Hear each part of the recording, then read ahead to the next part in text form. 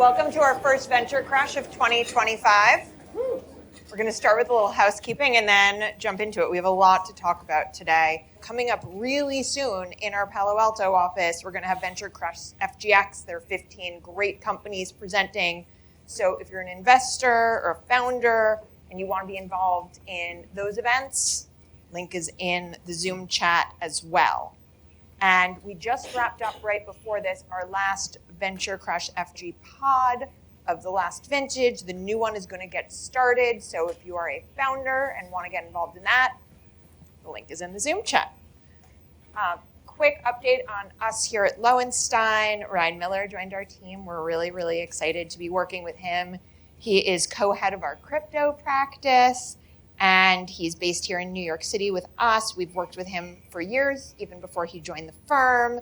He was the general counsel of FTX US, co-head of commodities, futures, and derivatives at an AmLaw 25 firm. He's worked for the federal government and has been legal counsel to the then chair of the US CFTC. So great addition to our team, who is plugging in with us on a daily basis in our ECVC group.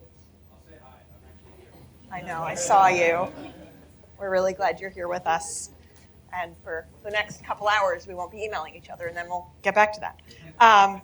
And to our many colleagues who help put these events together, it takes a lot of work. This time, Catherine Daniel and Kaya Rose Dilsner-Lopez did all the research that informs our questions. And our events team, Jenny Amador, Ginny Wagner, Angela Brodrum, Elsie Peters, Owen Lewis, Kristen DeCato, Christina Dowd, Emerson Brown, Britt Harlos, and Carrie Fisk. Thank you. None of this can happen without you. So up here, I'm Meredith Shaw. I'm a partner in our ECVC group, joined by my partner, Ed Zimmerman. And our panelists today are Dom Davis from TechCrunch and Alyse Killeen of Stillmark. We're going to be talking about brand, personal brand, company brand, investor brand. What does that mean? We're going to be talking about the current environment in our space, what's changed in the last few months, in the last few weeks, what we're seeing, what the trends are that are happening that are being reported on and maybe not being reported on. We're going to get into all of that. But first, we wanted to talk a little bit about a trend that we're starting to see and a lot of people are asking us about, which is the potential exit of companies from Delaware. So we're going to start with that, and then we'll get into the main meat of today's conversation. Yeah, thank you, Meredith. And Ryan, we still have a CFTC. Like your dudes haven't totally dismantled the government to the effect that we don't have a CFTC anymore, right? The Doge is not finished yet. Okay, I'm sorry. Yeah, okay, great. First, welcome to Black History Month, which we still celebrate and still hold as really important, and we want to continue to spotlight that for the entire month as we do things also throughout the year. Normally, we don't do this part where we talk about technical, substantive law.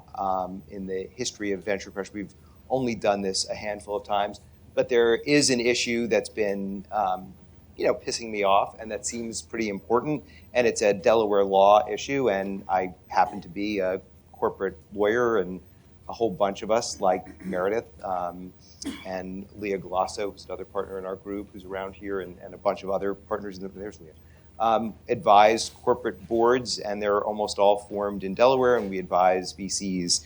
So we're keenly analyzing the wave of corporations that are considering leaving and those actually exiting Delaware as their corporate organization jurisdiction. The Dexit phenomenon, not my term, but I like it, has been increasing in intensity as Meta and Dropbox have contemplated defections. And Professor Ann Lipton observed that the defection from Delaware is a move away from not a political regime, but a 100+ year well-developed body of corporate law premised on shareholder primacy, which is basically the notion that protecting shareholders is and should be the goal. Professor Lipton explained shareholder primacy as the principle that corporate governance should orient around encouraging managers to maximize profits for equity holders. We think about it when we're advising boards as the people who are not inside this boardroom, who also hold stock in the company, they're going to sue you And we would like to have defenses for that.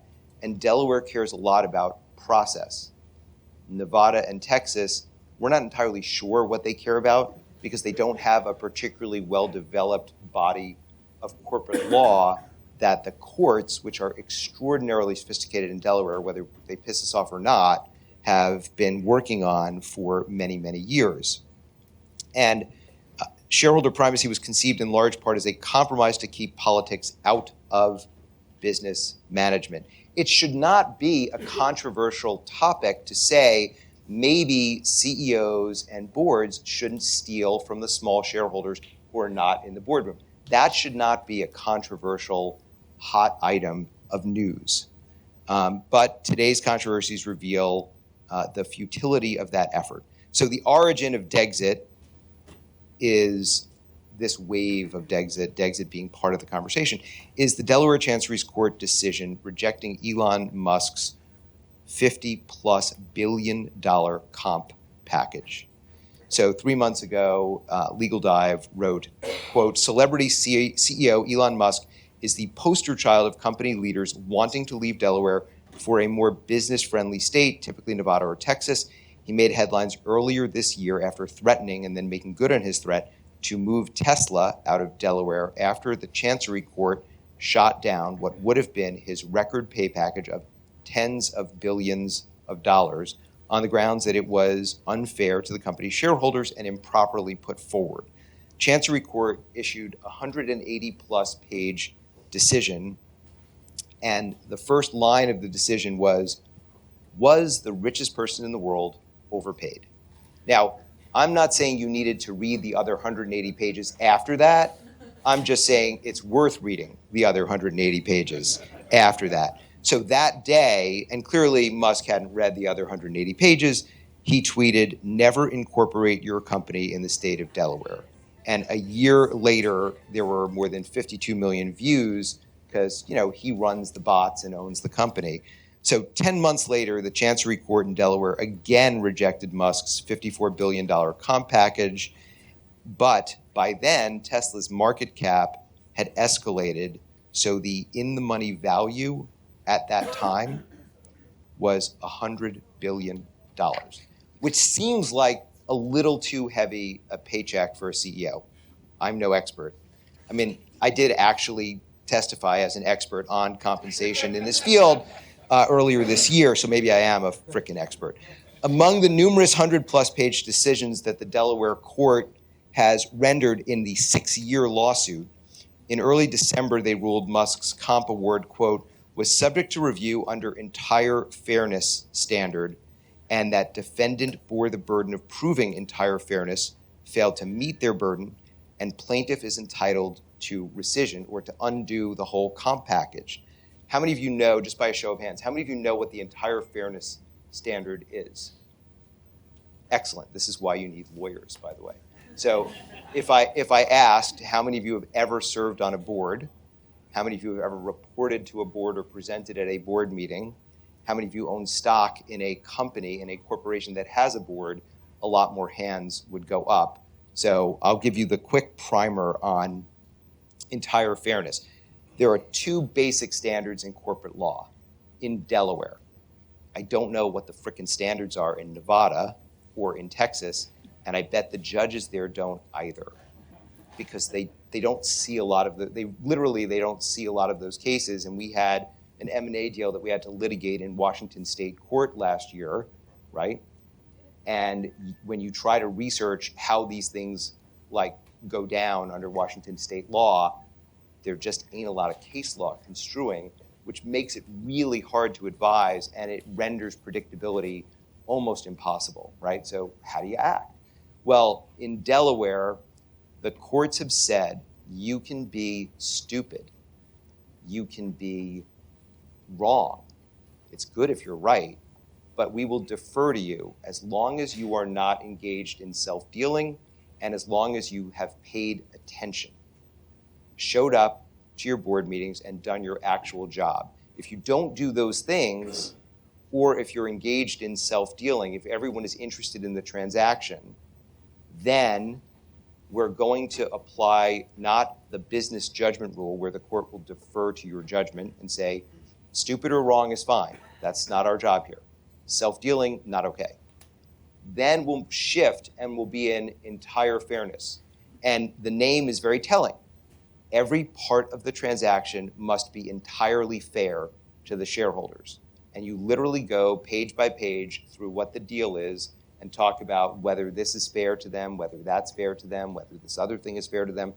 It is a very heavy burden and very hard to satisfy. So the predictability of Delaware law means that we know how to act, advisors know how to advise with some degree of confidence that they're within bounds or not within bounds. You can decide to not be within bounds. Similarly, all or almost all venture firms in the US and many outside the US base their form deal documents on Delaware law.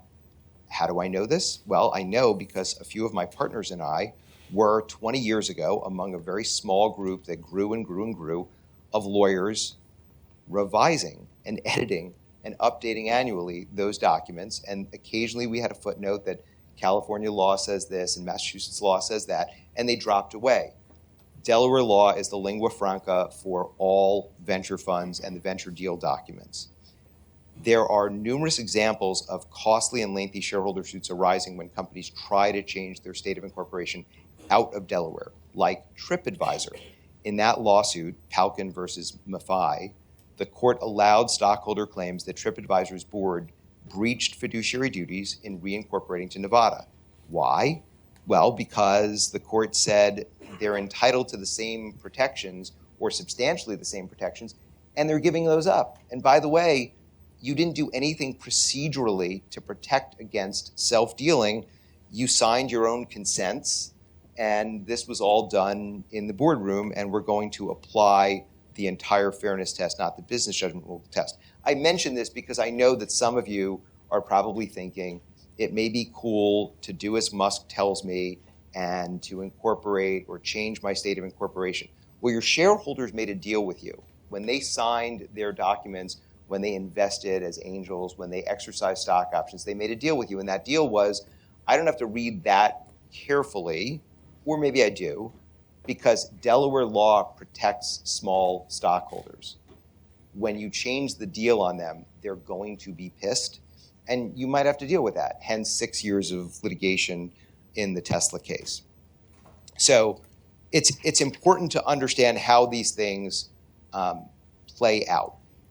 Similarly, there are more Dexit-related lawsuits like Trade Desk, which sought to relocate to Nevada and is going through a whole bunch of litigation. Others, like our friends at said facetiously at Coinbase, the general counsel of Coinbase tweeted that, I've tried cases to Delaware juries, Delaware is great, but if they don't watch it, quote, they're at serious risk of losing standing as the leading state of incorporation for American companies. Delaware is taking this really seriously. The new governor, Matt Meyer, has just within the last few days given interviews underscoring how seriously the Delaware government takes this. This is the industry in Delaware. Like, they know this is the economy of Delaware, right? So we also have been in talks with our people in Delaware who are, including our friends who are involved in writing legislation to try and address some of the concerns that have been raised. And Delaware is really good at legislatively course correcting when the Chancery Court and the Supreme Court piss too many people off. And we know this because the Moelis case in February of 2024, several hundred pages across 2 decisions, great reading, really scared us. And it basically said that all of the venture documents that we spent so many years negotiating and revising and fighting about, well, those venture documents may actually be unenforceable in ways that no one outside of the courtroom in Moelis thought was likely to happen. So what did the state of Delaware do? They heard loud and clear how unsettling and destabilizing that was, and they said, okay, we're going to implement new legislation. And by July, they had had numerous conversations, and they actually went effective with an amendment to Section 122. I'm sure all of you have read it already. I know you haven't. Trust me, they took care of a lot of the problems, and they were super thoughtful about it. And we have friends who were involved in writing that legislation, and they're involved in some responses to this. So Delaware course corrects. The remarkable thing, and this is a tweet from a professor, a law professor. So like you folks, I follow so many law professors. It's awesome. And a number of them I follow, but completely disagree with. One of those people, I won't name him, but he's in the Southeast, wrote, "The remarkable thing about major companies leaving Delaware is that there is not even a compelling state alternative at the moment." So any of you who've done a venture financing know that you have to change your charter the day of the financing, and you can't wait like 2 days to get proof back, right? Because that doesn't work and you can't close your deal. Same thing with a merger. Delaware's set up for that. You can get things back in an hour, 2 hours, same day. Other states are not set up for it because they just don't really have, like, it's the little things, it's also the really big things. So in sum, Dexit is silly, and we should not be beholden to a petulant CEO who is unhappy that the court said maybe the shareholder should have more of a say before we let you award yourself a $100 billion pay package. And now back to your regularly scheduled programming. So Meredith, you want to let our guests introduce themselves? I mean, it's I'm hard just for gonna me take a not breath. to talk more about entire fairness, but I'll restrain I myself. know, right? I know. Sorry. So we're really honored to be joined today by Alyse and Dom. Hoping you can each share a bit about yourselves and your background and some thoughts just to get us started on branding. Yeah, I'm Dominic. I'm a reporter at TechCrunch. I cover venture capital and startups. Yeah, so I cover, a lot of equality, diversity, workplace. I love a good investigation. I love fraud, or like reporting on fraud. And I guess thoughts on branding. I guess, I don't know, branding is everything. In journalism, it comes up all the time, like what is a TC story? What is a TechCrunch story? Or, oh, this is more like another outlet. And even as a reporter, we have to build our own brands, especially now that people follow individual journalists, not necessarily outlets.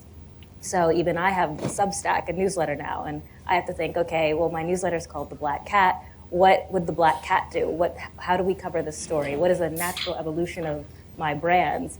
And the way you act on social media, maybe it's because I grew up on social media. It's always been really, really important in terms of, that's your public persona and how do you craft and define it. And I think that these things are even more important now. Which things are even more important now? Just learning how to connect with people, the proper way to do it. It's been changing a lot and it always evolves. But I definitely think that knowing how to utilize social media and knowing how to stay true to who you are, especially when there's a lot of noise out, I think that now more than ever, that is, well, it's always been very important, but it's going to stay important. And so if we look at the Forbes 30 under 30 profile of you, and congrats on your win, they said that you are covering the intersection of venture capital, race, and culture at TechCrunch, and that your coverage includes stories on underrepresented founders raising capital and investigations on politicians' impact on diverse funds, and that you have amassed more than 1 million readers and in the past year generated more than 5 million impressions across LinkedIn and Twitter with your work. How much harder have the last few weeks made your job? It's definitely gotten more, I don't even know what the right word is. Like, I was prepared for this moment, but it is definitely really stressful covering the moment. Like, obviously there's like the adrenaline of like getting the story, writing it. Oh my gosh, Meta just did something else. But then also as a person, it's really hard to absorb a lot of information. That's why like a lot of race reporting was kind of hard for me at first, because it's like, of course I cover this as, objectively as a journalist. But then there's some days where you think you're like, oh snap, that's me. Like, oh my gosh. And so it's definitely gotten a lot harder to see some news come across the desk because, I guess part of my brand is I can't be subjective. Like on LinkedIn, I can't express opinions. I have to maintain neutrality, but also kind of still trying to figure out like, this is awful. Like some of this stuff, you're like, oh my gosh, this is terrible news. And so it's definitely been harder towing that line and balancing that line. And I've been thinking about how to, I got to stay careful with it, but it's definitely gotten a lot, at least mentally and emotionally harder, I think. Can you give, before we go on to Alyse, can you give an example? You just said, oh snap, that's me. Can you give an example of a story that hit you that way? I did a lot of fearless fund reporting. I followed, like, from the moment that lawsuit broke to the settlement. And I think there was, like, reading all the lawsuits and everything. And then there was a moment when I was like, oh my gosh, he's using the civil rights statute that was created to help, like, my ancestors get economic equality. He's using that and suing this firm, like, basically using that law against this firm that is trying to give grants to Black women. I was like, oh wow, that's like that's something. And I definitely, because I try to intersect a lot of history and context into my stories, especially when it comes to dealing with like diversity. And sometimes the history of just, discrimination, sometimes the history, like the discrimination and the context to a lot of these things is kind of sad. And for Fearless Fund, for every article, I had to rewrite it. There's like 8 stories where I just had to rewrite, like, and this is racism, and this is the law, and all these things. And eventually I was like, wow, this is like kind of making me sad. I think I had to take a few months off of the race beat for a bit. I was like, I need a break. And were you able to go to press with the "this is racism" in the story? Calling it racism? How did I? Your coverage was great. And even though you're not a lawyer, I thought your coverage of the story was great. Thank you. Yeah. Could I call it racism? I'm trying to think the exact wording we had to use. Because like it's so interesting because some things are very like obvious, but you can't put it in print. You have to say like alleges, or even the way like you describe some things that are obviously like, I don't know. I don't know if we directly called it racist. In order for us to have done that, I would have had to quote it someone else calling it racist, because I wouldn't have been able to specifically put that in a story. So I know we have each other's cell phone numbers. I'm just saying. Just text me. It was racist. That lawsuit was racist. I'll go on record. All right. On that happy note, Alyse, what does it mean to be a Bitcoin maximalist? And then if you could explain your firm and yourself a little bit. Sure. Okay. Can I start in reverse order? Of course. Start in reverse order. I'm Alyse, Killeen, and I started a firm called Stillmark in 2019 that is focused on the frontier technology field of Bitcoin. We do equity investments in early stage startups out of our core funds and organize SPV for growth investments in the same field. Prior to that, I worked in venture capital at 2 larger funds in Los Angeles that were also focused on frontier tech, where I did work in the data science field, as they called it then, cloud networking, cybersecurity, things like that. And so Stillmark is emergent from that sort of deep tech, frontier tech work where I started. What does it mean to be a bit, so we think of ourselves at Stillmark as sound tech maximalists. And so what I mean by that is that Bitcoin is often compared or assumed the same as crypto, generally the broader arching field, and we think of Bitcoin and crypto as being different because we think of Bitcoin as being sound and proven technology, and crypto as being different from that.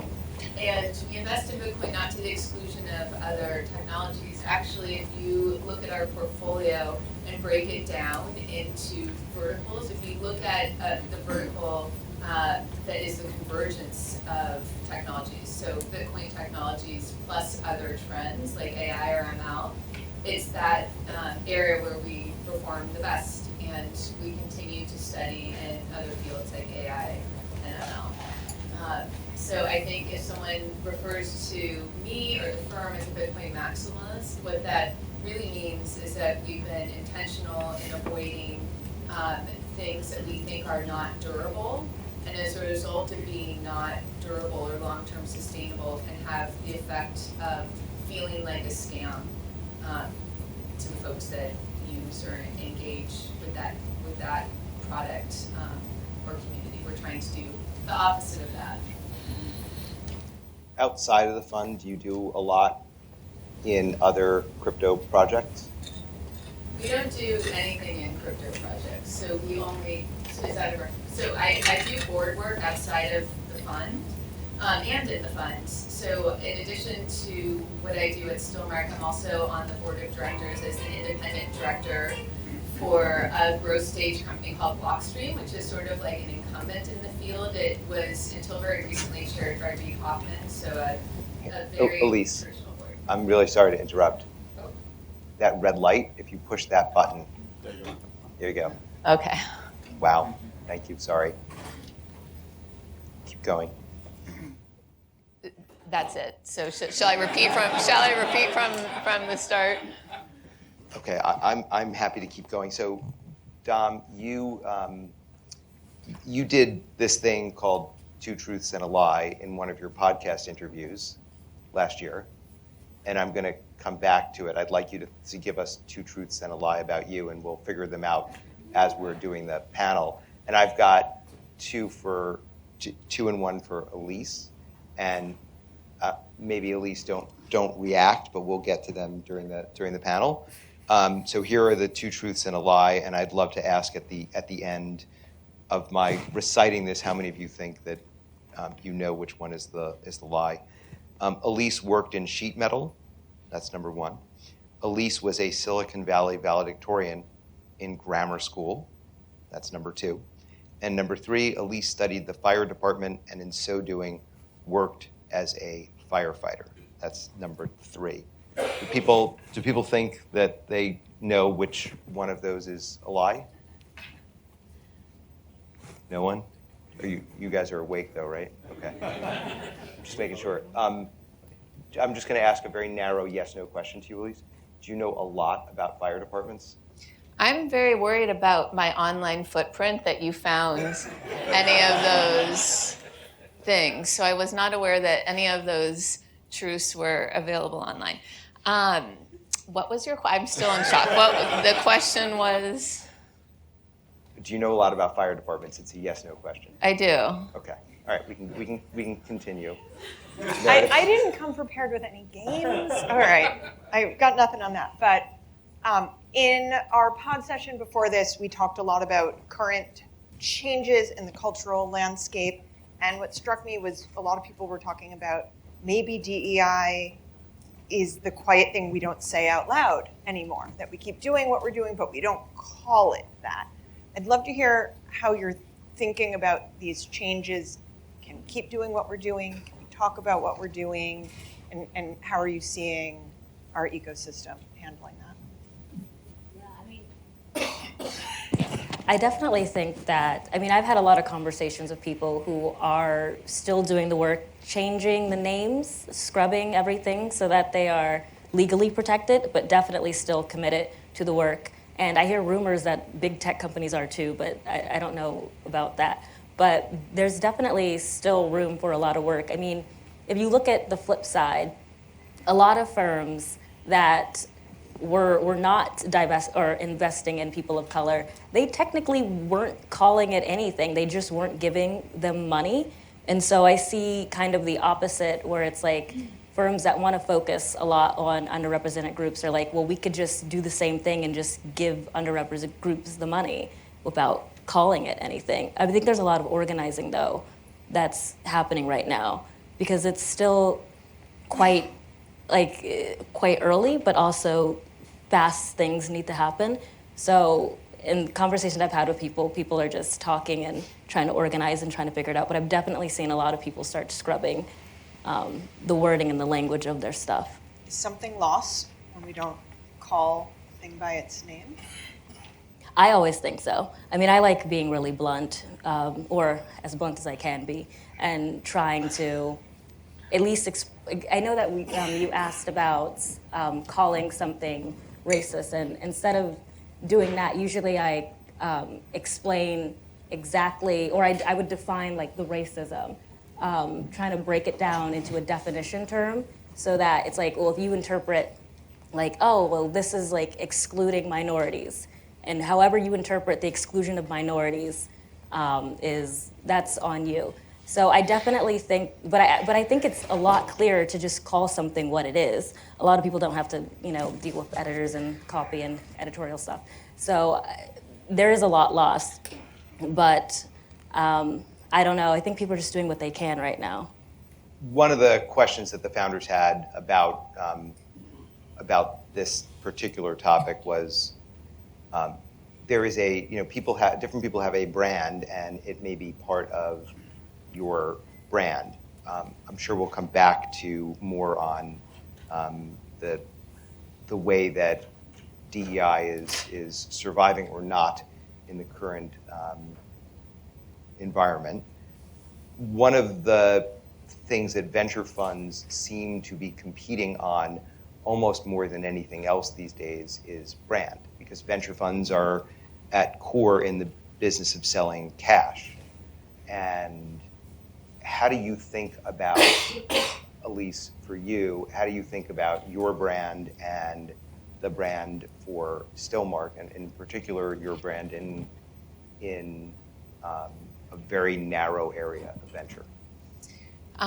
Thank you for that question. That's a great question. So I think for us, when it comes to branding ourselves with founders and in the entrepreneurial community, so that the founders we want to work with also want to work with us, there's three things that are important. The first two most important. First is that our brand accurately represents us, so that the things that we know we do well and that are differentiating are at the front of our brand. So as an example of that, we're very technically sophisticated in our space. I know that we know the technologies that we're investing in better than any other firm investing in the same field.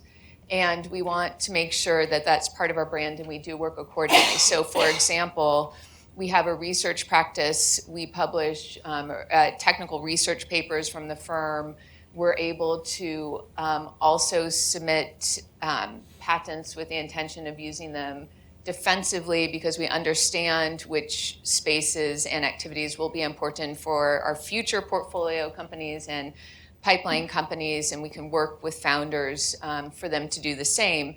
And making sure that that's part of our brand is important, so that technical founders in our field know that we're different from other firms.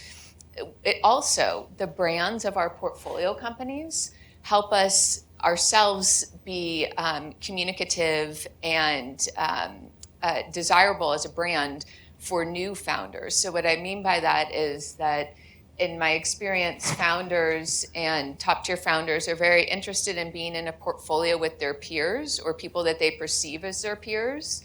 And we've had the great fortune of being able to work with the leading brands in our field, and other founders want to be in community with those brands and see those brands as being peer brands to them. And then finally, and not as important as the first two things, we're in media spaces as well. And that's, so for example, tomorrow I should be on Bloomberg tomorrow. We do Bloomberg like probably every other month or every 6 weeks. And it's not that it's important per se for Stillmark to be represented there, but for us to be able to bring portfolio companies onto that platform to talk about what's happening in our field and why what our portfolio companies are doing is important, whether by name of the company or just to reference the trend. helps advance the company's work and audience and brand. Do you want to give a couple of names of some when you say that the portfolio companies you work with are leading brands in the space? Who are some? Sure. So one big brand in our portfolio is a company called Lightning Labs. That's founded by a woman that is CEO of the company and a black man that is CTO of the company. And they certainly have one of the biggest brands in Bitcoin as a result of both their work, the audience they've built, the number of users that their technology has. We've also backed companies like Kaza, which is a leading Be Your Own Bank company, and companies like Meanwhile, which is an insurance company that offers BTC-denominated insurance. So these are larger brands in our fields. The founders are well-known, well-regarded, and have brands of their own. I love the perspective that the fund enhances the portfolio's brand and vice versa. And I know there are a lot of companies like clamoring to get into that fold, to be peers with the portfolio companies in which you've already invested. How do you think about the brand of companies that you're evaluating? And this is really a question to both of you. You know, what's going to break out, or it might just be great tech. But you know, one of the questions we got from founders is how much does personal brand matter versus company brand, and when is the right time to concentrate on that? I know when I'm looking at a story or something to cover, really it's about personal story and how can I tell this story? Because there's a bunch of companies that do the exact same thing. And really, on my side of things, when it comes to telling your story, the only thing that really makes people unique are who they are. I mean, anyone can do anything with any company, but it's like, who are you? What's your journey? Where did you come from? Because it also makes it fun to write when, you know, and to get people invested in your lore and the founder narrative. So I definitely think personal stories means a lot. For us, in considering a brand of a company or of the founders and evaluating an investment, it only adds. So we wouldn't not invest in a company because they were ahead of their own brand building process, but it could potentially add to the value we identify in the company or the company's opportunity. And then we'll always work with founders to help them build out and mature their brand and explore, you know, the space that they might aim to occupy. Can you expand on that a little bit about how you're working with founders to build their brand, how you approach that? And it's the same as what I said about how we think of our brand at Stillmark, which is that a company's brand is most additive if it well represents what they're doing. So what their primary value proposition is and how they want to be ultimately found. And so, you know, we will support companies in sort of coming to that. And sometimes early stage companies will think that they are one thing, but we'll find that there's something else as they, you know, engage with their audience and get feedback on what folks are coming to them for, what folks can only find with them. You gave an interview about 8 years ago, Alyse, in which you talked about personal brand. And in particular, you said that you had worked with your grandfather. And in working with your grandfather, you understood that he had a reputation, he had a personal brand, and there were a lot of lessons for you that you carried forward. I don't know if that's still as top of mind for you, but maybe you could talk a little bit about that. And the word integrity was used quite a bit in that interview. We're talking about. That's crazy. I know what I would have been saying. So that's interesting, and it feels like sort of relevant to current times. So I grew up working with one of my grandfathers in his business, everything from being like the person answering phones to being a project manager. And he passed that business to my uncle, and there was a difference in perception and actual integrity and sort of like practice of the business between the two. And I would hear that feedback.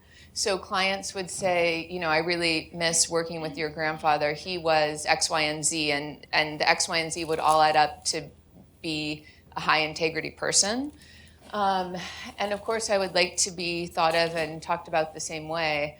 And you can make money either way. I saw that too. But because you can make money either way, I would like to choose which way I make money with intention.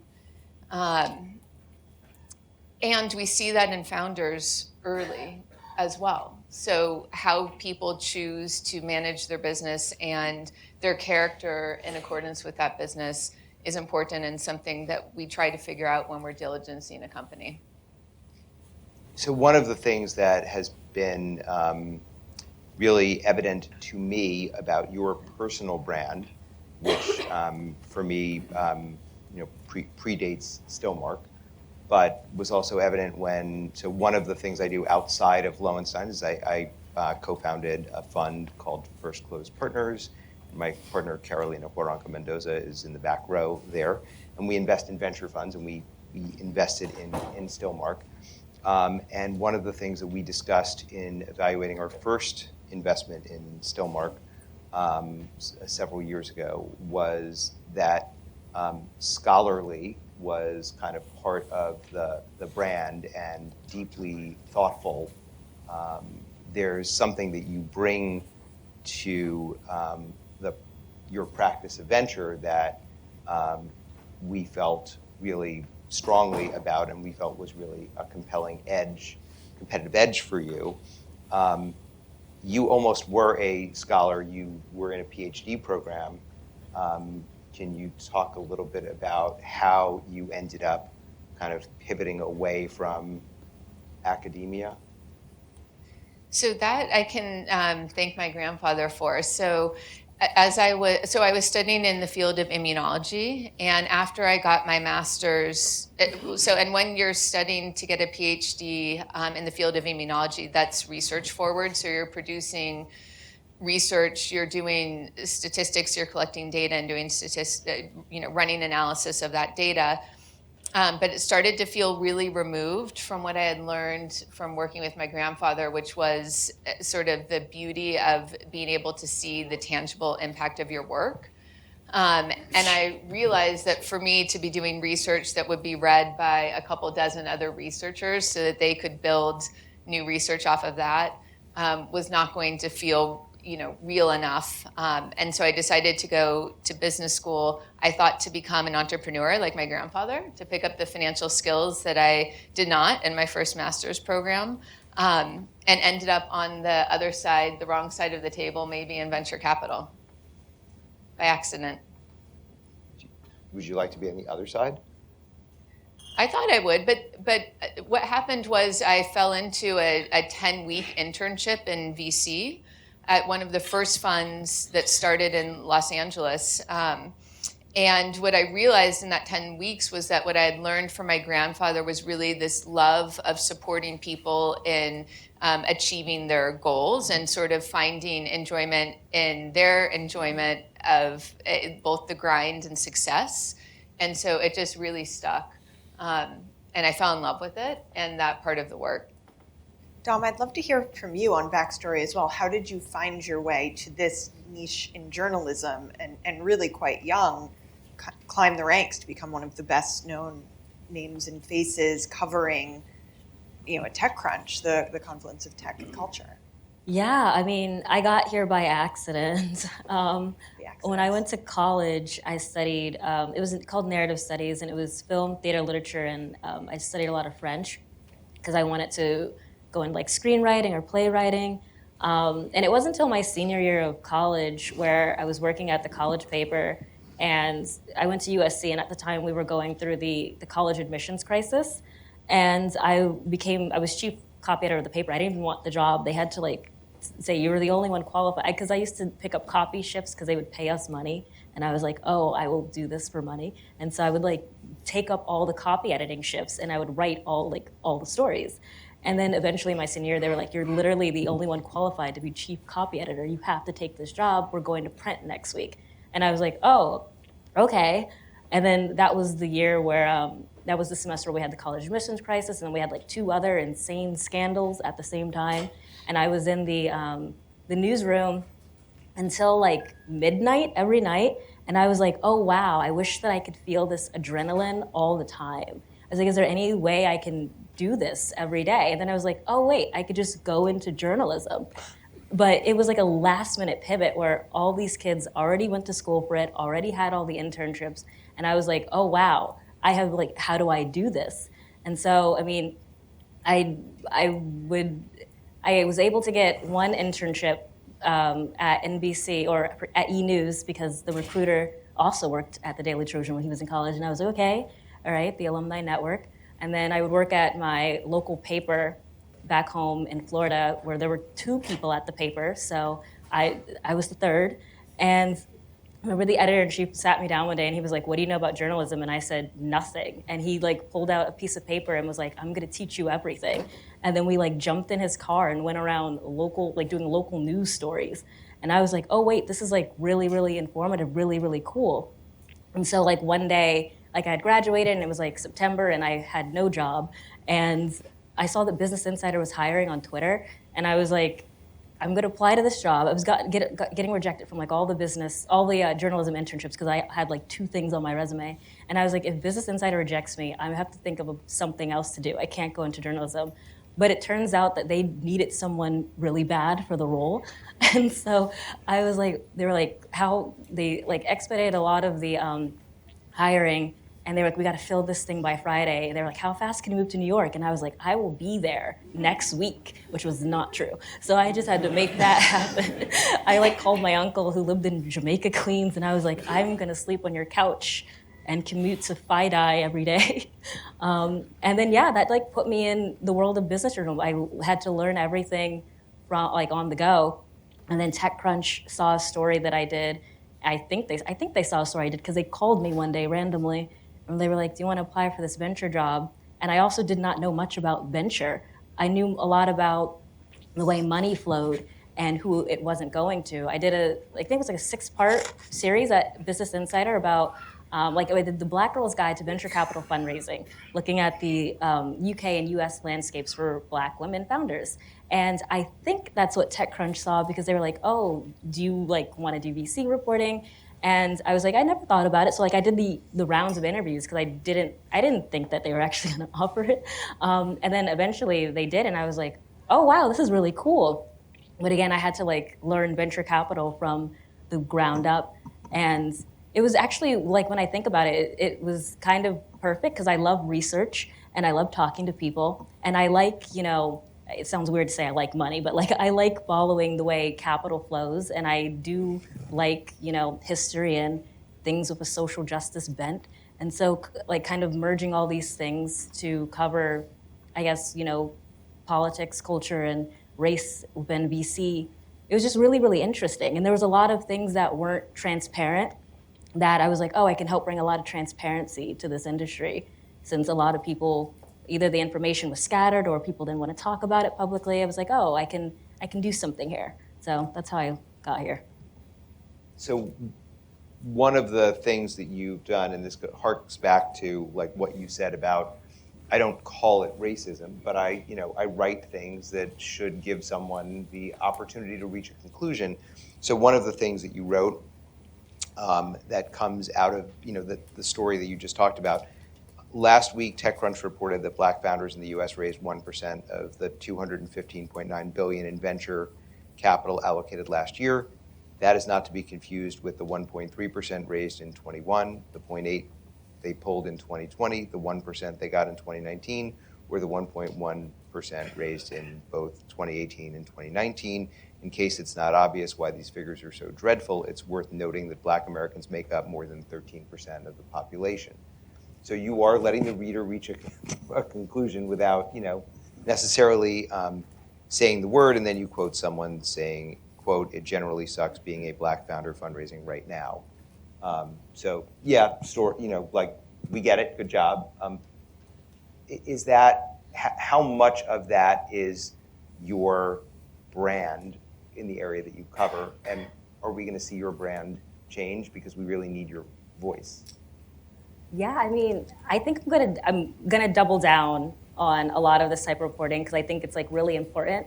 And I mean, I get a lot of flack from people who are like, why do you keep telling us the numbers? I more so do that just to have, so there's a record of it. I mean, before there wasn't like this extensive record of Black founder data. And it was like, how can you change what you don't know? And so I do it for my record keeping, and also just so that the numbers are out there. And I think more than ever, there needs to be. I think there's a quote somewhere that's like, journalism is like the front row to history. And then when we look back at time and society, we read like what was written at the time, who did what, like who was where. And so when I think about these things or covering this in the industry, I'm always thinking about the future and like, how do I want people to look back at this? And I want people to know exactly what was happening and who was doing what, because otherwise this information is lost, especially in an industry that's not as transparent, because people can say anything. They can say, oh yeah, well that just never happened. But instead you could say, actually no, there was an article about it and it was extensively reported and you did say this and the numbers were this. It's been that way. And so I definitely feel like now more than ever is the time to double down on the storytelling, double down on the facts, and double down on just keeping people informed too. So if we're doubling down, and because we're talking about crypto, which means we're talking about tokens and coins, I have a question that I want to start with about a coin, and let's start with the easiest coin, a penny.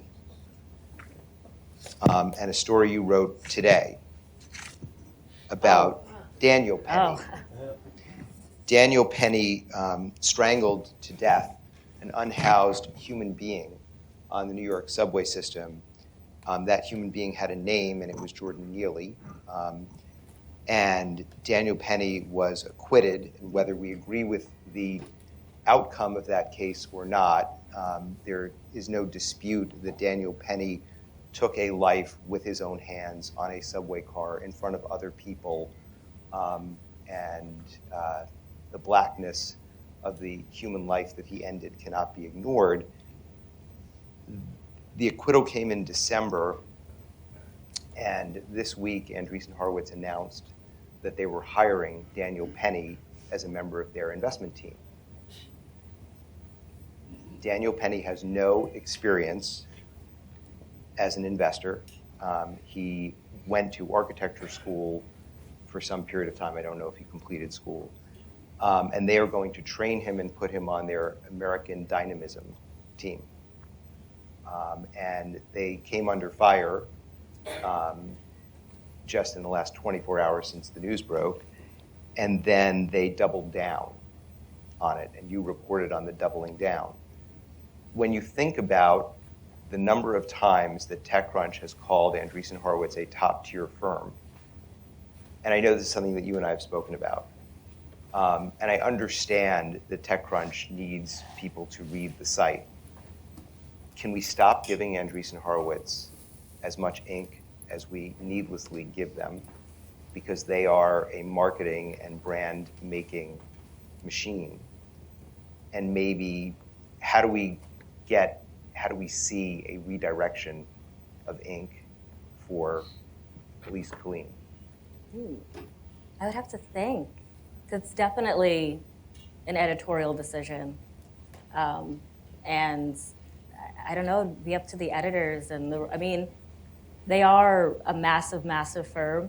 And I know that a lot of people, or at least from our perspective, it seems like a lot of people are interested in what they do, and having an A16Z backed company,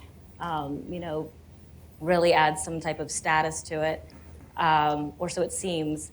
I don't know. I mean, I would have to. That has to be an editorial decision. As a reporter, I can only do so much in terms of, What's the story you would have wanted to write? You wrote just a really short thing today about it. What give us the punchline of what you would have wanted to say without editors about that story? Without editors? Oh no. I mean, I probably would have dedicated a lot more space to laying out the facts of how, because I don't necessarily know a lot about what happens internally, but at least public facing, it seems that within the past year, the firm has been a little bit more aggressive about where it stands politically. And I perhaps would have dedicated more words to kind of just mapping that out, and to put into context the hiring and why it didn't necessarily just come out of anywhere. So the reason I'm not a journalist is, for me, the headline is Jordan Neely's killer, most recently hired unqualified investor at Trump supporting firm Andreessen Horowitz. That would be my headline. But that's why I don't have a job in journalism. But it would start with Jordan Neely. Yeah. Oh yeah. They couldn't print that. No, I'm not that stupid. Just so we're clear, I'm just saying it would start with Jordan Neely. All right. Should we talk a little bit about the right word turn of so much of crypto industry and a bit more of the venture and tech industry? Yeah, and Alyse, are you okay? Yeah, I was just thinking that in my field, the consensus is not that A16Z is a leading firm.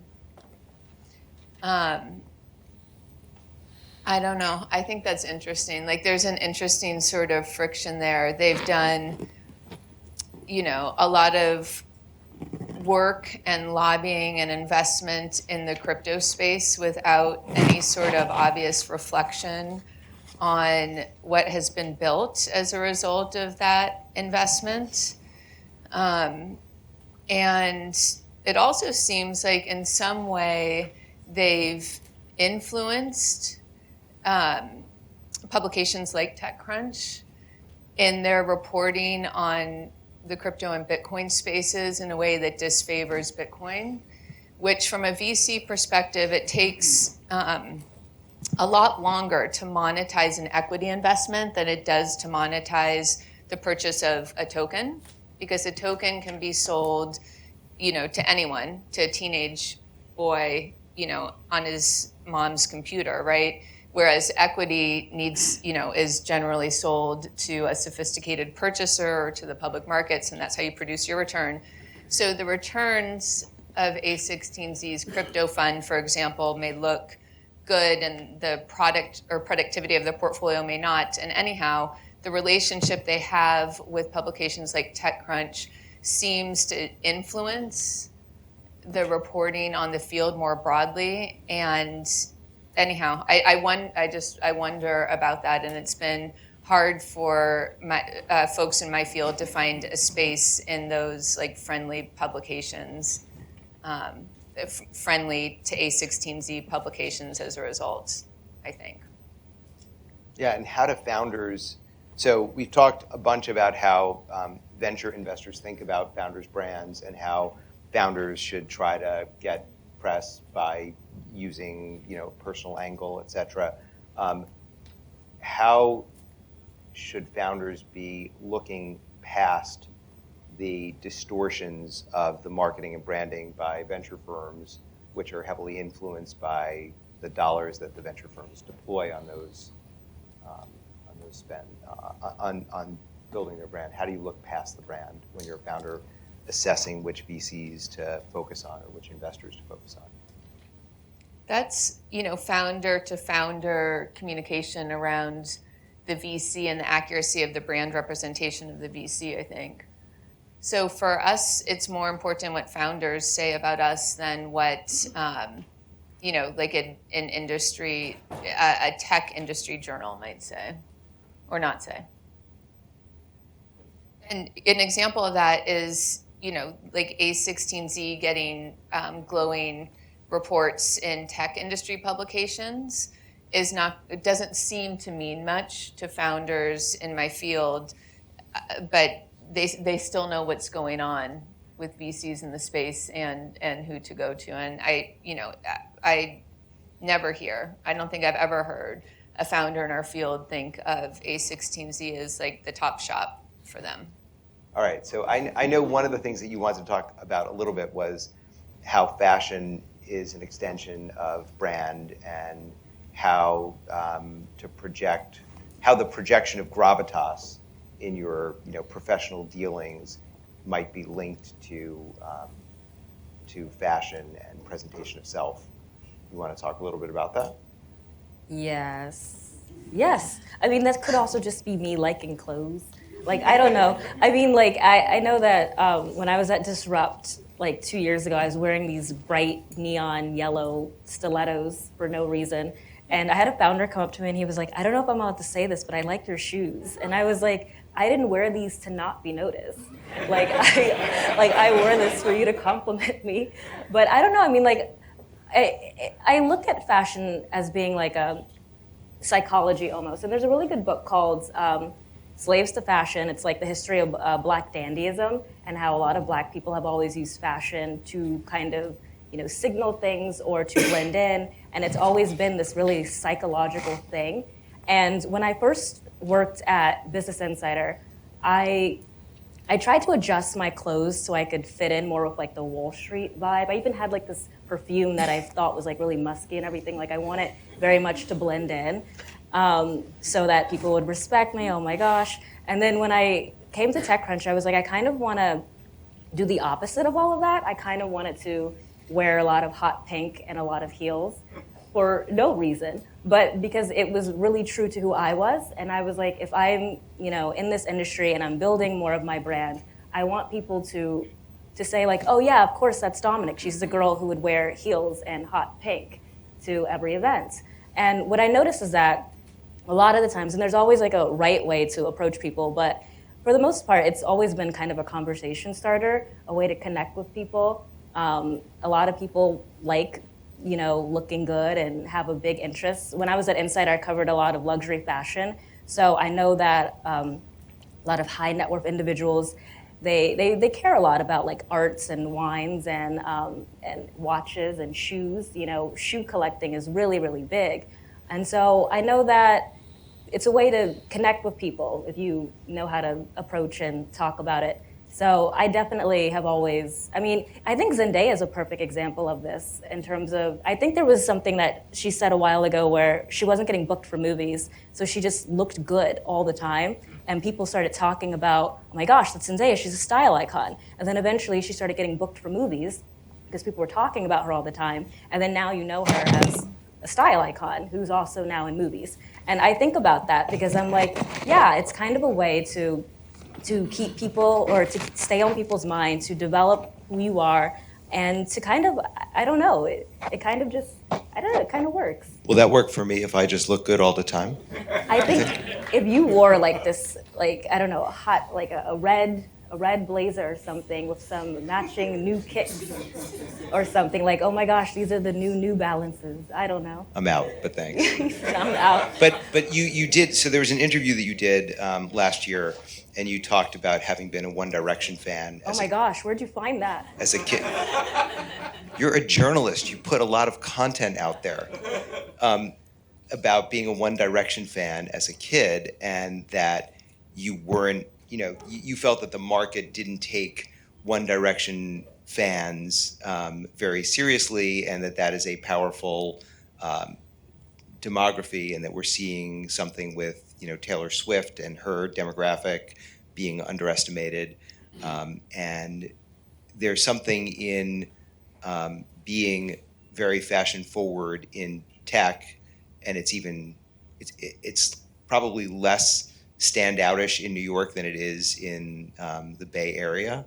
But is that something that you've experienced where you feel like if you are going to be very fashion forward, that might undercut, or do you feel like people don't take as seriously? I think it might depend. I know that sometimes when I show up a place, I'm like, okay, if I do awful, at least they can't say I didn't look bad. It's kind of something like that. I think it really depends. You really got to understand the vibe of the room you're walking in, and understanding what can I get away with and how far can I push. There are some events where it's like, yeah, I probably should not wear this at all. There's a way to still be myself. Maybe you could put it like a bow or like a headband or something like that. There's a way to do it without kind of undercutting. But I definitely think that it's like not only looking, appropriate for the room, but also being your full self. Because also you have to perform too. You have to show up, and a lot of it depends on how you come across and what you know. Because eventually, there's always going to be people who look at you or just like, yeah, they don't know anything. But you will come across properly to the right people that you need to come across to. People will get it. The right people will get it. One of the questions we were asked before this is, how do we think about folks in the space for whom privacy is a key concern, where they don't want to put their personal selves out there as part of the brand? And do you think that makes it a lot harder? Are there ways to really make that work, to put your personal self behind and something else forward? Oh, Do I feel founders like need to do that? yeah, I know. I'm dealing with that right now. So I don't know where that One Direction thing came from. It's like 2 months old. It's like 2 months. I'm like, who did I tell that to? Yeah, it's definitely a hard balance, especially because we live in this world where when you tell someone one thing, they're gonna want more and more and more and more. And I think that I'm kind of a private person. Like on my Instagram, I just post memes. I don't post what I do, where I go. Like sometimes I'm not in the country for long periods of time and people don't know it. And I think that there's a balance to kind of strike and how personal you want to get, and you have to draw really strong lines with people. Like maybe you don't go too deep into, what you do on the weekends, or maybe you don't want people to know that you hike or something like that. There's always a way to craft your brand around that. And I also think a lot of people like a little mystery. They're like, ooh, what are they doing? Like, I think that there's a way. I don't think it's completely necessary to give yourself up, because you also have to protect yourself, and you should never have to, give up all of yourself for something that's not healthy. Alyse, you talked about representing brand to existing stakeholders, like people who are already invested in your fund, and presumably those people also then go out and reflect your brand to others, right? So can you talk a little bit about how you think about that and how founders should think about refining and reflecting their brand to existing stakeholders? This is something we talk about a lot with founders in the portfolio, is the ongoing sort of marketing effort that you make with your own stakeholders. And I don't mean marketing in a way so as to, compel any sort of behavior other than to continue to communicate your value proposition and who you are professionally to the folks that you're already working with.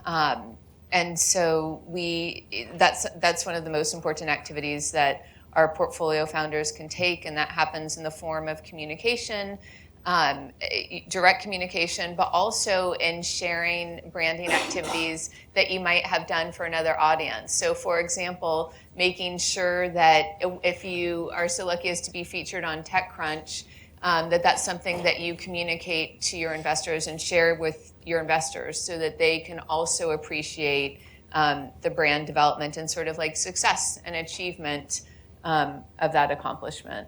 And so I think it's important to not just think about marketing and branding from the perspective of reaching new folks, but communicating to your existing network, first and foremost. How should you think about the ROI on that? Like, how should a founder, because founders can devote capital, which is a scarce resource at the earliest stages, maybe a scarce resource later too, and also founder time is like super scarce.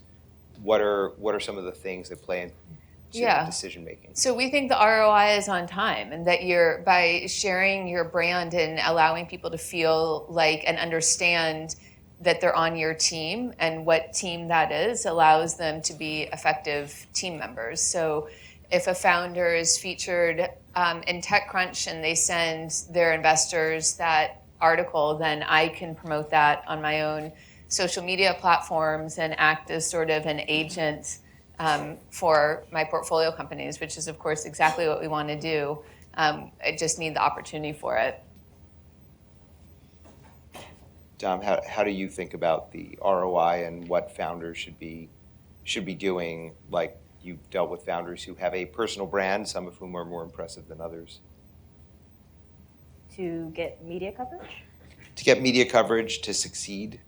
That was going to be my question, right? Like you're part of, you report on the trends, but you also kind of help create them. So how do you pick what goes in TechCrunch that's going to get that brand boost?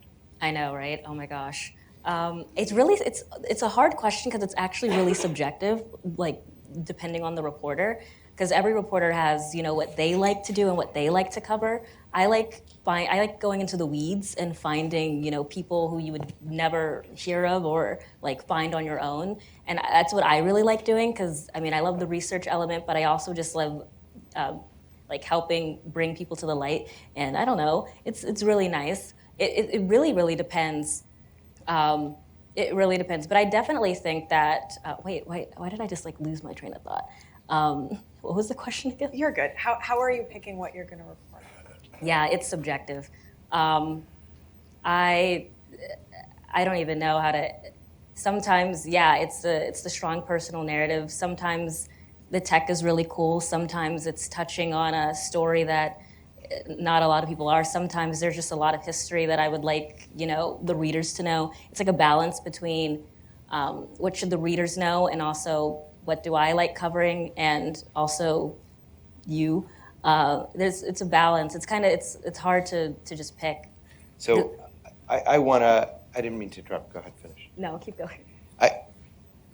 We talked a little bit last night. We coincidentally ended up in the same room, but really it's not a coincidence. And I told you why I asked you to participate in this conversation. And I think one of the things that I've been thinking about with like A16Z or Stillmark or any fund is there's something in their brand that really shouldn't be for everyone. Like if you don't want to work with a venture fund that for shock value hires a racist who chokes somebody out, like maybe don't work with that fund. And if you want to work with someone who thinks extremely deeply and has technical expertise in a really specific field and like values integrity a lot, like maybe you want to work with Stillmark, for instance. And I think that the point is, it's not like people are going to hear this and say, okay, Stillmark is not for me. And they're going to want the buzz of other shiny objects, perhaps, right? Your personal brand, and hearing you talk about it's the decisions I've made, it's the things that are of interest to me. So when we were talking about doing a session on building your brand and your personal brand, to me, you put together and led 3 years ago a panel on venture capital in a post-Roe v. Wade world. I thought that was really valuable. I thought that was important. I appreciated being invited to be on it. When Carolina and I were part of a group, a very small part of a group, of more than 100 VCs joining Venture Capitalists for Repro Coalition to support reproductive rights, you wrote that story, and you wrote at length. That wasn't just like a short squib, and you wrote passionately about that story. When you're looking for stats on how much different underrepresented groups get out of the venture pie, and who's doing what to in this discrimination lawsuit, like you cover that and you cover it with sensitivity. That's your brand. That's really important, and you take a position.